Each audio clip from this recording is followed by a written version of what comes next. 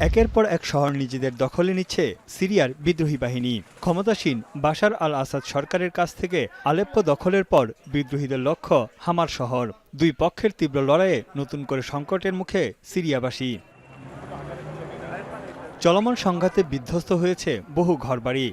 Aleppo শহর জুড়ে দেখা দিয়েছে তীব্র খাদ্য ও জ্বালানি সংকট। এক টুকরো রুটির জন্য দাঁড়িয়ে থাকতে হচ্ছে দীর্ঘ লাইনে। দেখা নেই গণপরিবহনের, পাম্প স্টেশনগুলো খালি পড়ে আছে।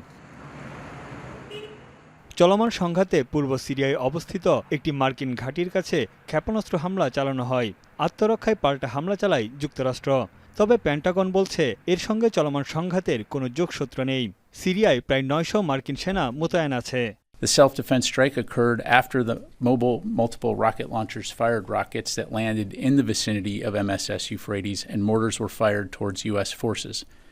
We're still assessing who is operating these weapons. এদিকে জাতিসংঘের নিরাপত্তা পরিষদে সিরিয়ার চলমান সংঘাত নিয়ে রীতিমতো বাকবিতণ্ডায় জড়িয়েছে রাশিয়া ও যুক্তরাষ্ট্র। একে অপরের বিরুদ্ধে সন্ত্রাসবাদকে সমর্থন করার অভিযোগ তুলেছে। превращаются террористы и экстремисты, нападающие на те страны, которые проводят независимую и не отвечающую. The fact that HTS is listed as a terrorist organization by the US and UN does not justify the further atrocities by the Assad regime and its Russian backers.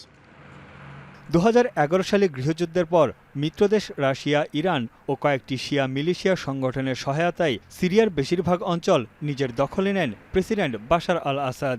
2020 সাল থেকে দেশটিতে যুদ্ধ কার্যত বন্ধ ছিল। তানভীর জনি, এখন বিশ্ব।